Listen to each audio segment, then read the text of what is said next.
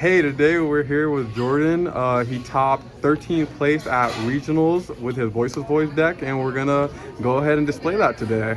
Jordan, before we start, would you like to give any shout outs? Yeah, so I'd like to shout out my locals, like to shout out GX Gamers, everybody there. They all helped me kind of build this deck, kind of get ready for the event, and I really appreciate them. Also, shout out to one of my friends, Daniel. Daniel really helped me out with just deck building and just being a great friend when it came to Yu-Gi-Oh! In general. So I really want to shout him out. Amen to that. Okay, let's go ahead and get into the deck profile. All right, so for this event, I decided to play Voiceless Voice, a deck that people weren't really considering for this event, but I thought had a really strong matchup versus the Tenpai matchup, and that's actually what I ended up going against most of the time.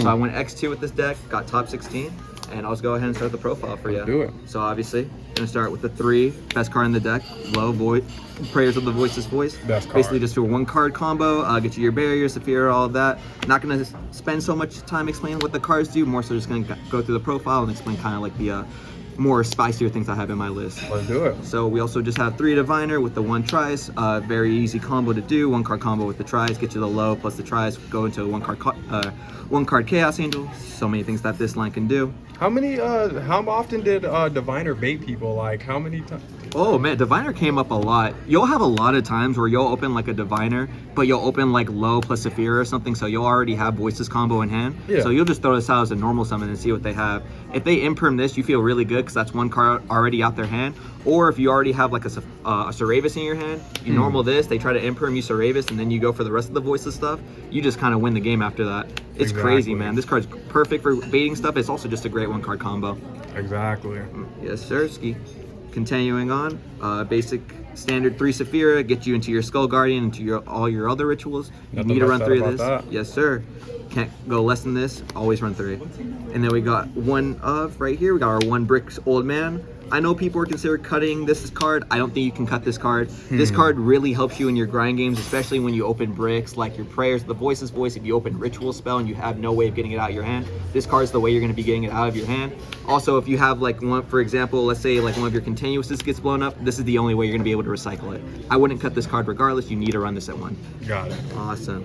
Continuing on, we got the Rituals here. Very standard. 2 Skull Guardian, 1 Saravis, 1 Odd Eyes.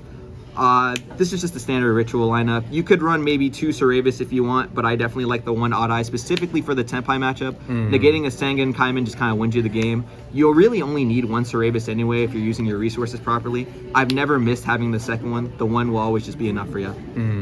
Alrighty. Going on to spells and traps. We have 3 Barrier of the Voiceless Voice, very standard, 1 Radiance, and then we also just have the 1 Blessings. This card is crack. This card literally helps you play through grind games, helps you ritual summon during your opponent's turn, helps you just do so much. This card is amazing. This is what helps the deck really be really fluent. It's just kind of the reason why you'd be playing the deck right now. We also got our 2 bricks here. We got our 2 Prayers of the Voiceless Voice. Very self-explanatory. You need to run 2 because if you see the 1, you can't activate your Saphira or anything like that. Alrighty. So that was basically kind of the core here. We're gonna go on to a couple more cards here. So this is gonna be for more non-engine kind of stuff. We're gonna be running 3 pre-prep. Oh, this card is insane. Every time you resolve this card, you're basically playing through at least 1 hand trap. This being able to search you Saravis if you need a way to play against Imperm, or being able to search your Skull Guardian if you just need a way to play. This card's insane. You need to run into 3.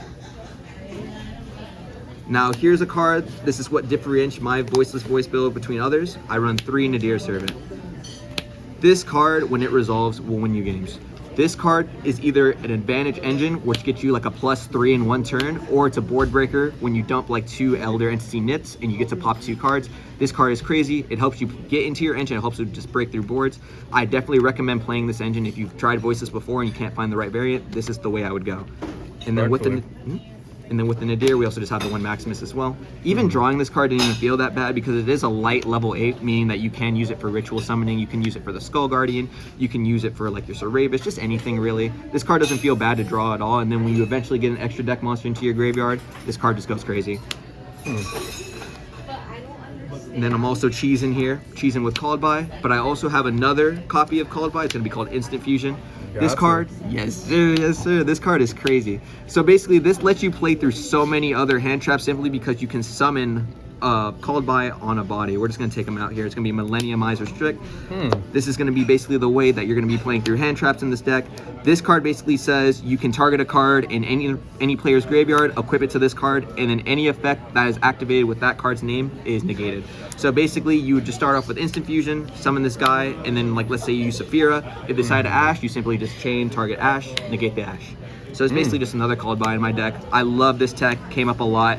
Definitely won me a couple games, I wouldn't cut it at all. And then finally, we just have our hand traps here. I went for a very low impact hand trap lineup, but it also worked really well. We went 3 Ash, 3 Veiler, 3 Imperm, and then for the card that most people weren't expecting, we ran 3 Dominus Purge. This card won me like 3 games. This card is crazy.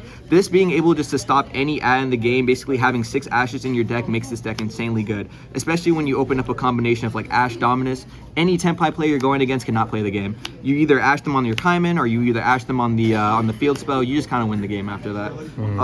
And then in combination with your 2 low packed traps like your Imperm and your Veiler, you're basically just stopping people's turns. And with Voiceless, it's super easy to crack a half board.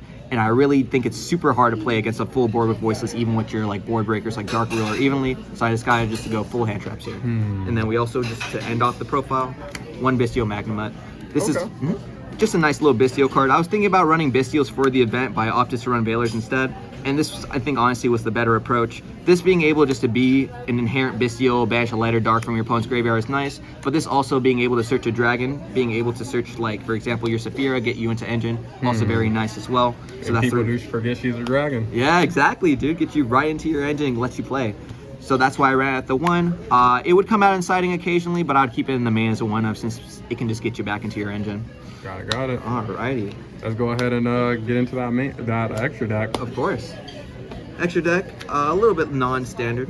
We have 1-ups everywhere. Got 1 SP, 1 Herald, 1 Nits, or actually we have 2 Nits, 1 Dynamondo, 1 Tri-Brigade Frigate, 1 Garura, 1 Mud Dragon, 1 Anima, 1 IP, 1 Meteor Burst, 1 Underworld, 1 Typhon, 1 Chaos Angel, and 1 Millenniumize.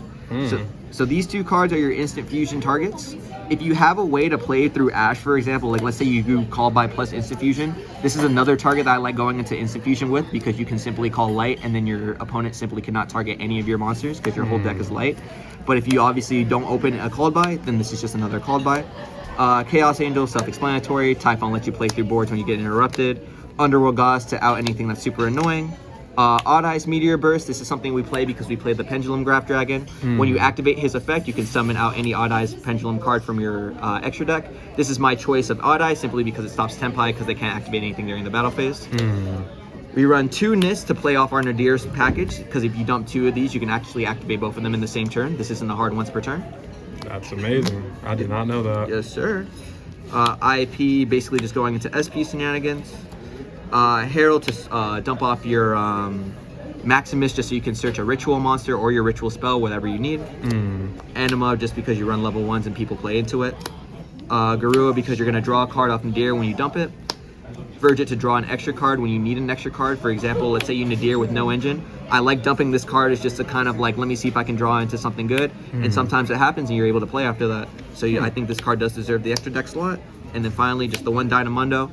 I wouldn't recommend going into this card unless you feel like you really, really need the advantage. Because if you just kind of link off your low and Skull Guardian to Dynamondo, they're always going to have something to play around it. So obviously, I would always kind of be hesitant to go into this card. I would really only go into this into game 2 or game 3 situations, or if I had a feeling that they didn't have anything, or if I had a way to play around like the Called By or the Bistio. But this card came up sometimes. I would just keep it at the 1. I really wouldn't bump it up to 2, and I see a lot of lists playing 2, but I think the 1-up was fine for me. And then we'll just go into our side deck really quick. Let's do it. Very simple side deck. Since I was on hand traps, I had hand traps in my side. 3 Nib, came up once, still lost the game. 3 Mulcharmy. Surprisingly, didn't side this card in all at once. When I felt like it would have came up, I just had better things in my side that I wanted to side in. I think if this was Furross, I probably would have sided it way more, but that card isn't out yet. It was just a nice option to have, but never really used it. 3 Ghost Ogre, This just helped me versus my Yubel matchup. Just being able to pop Nightmare Pain or Nightmare Throne or any card that just gets some advantage, really. Just really nice. There's also very niche things that this card can come up with. For example, the Voiceless Mirror. Being able to pop Barrier is just really, really nice.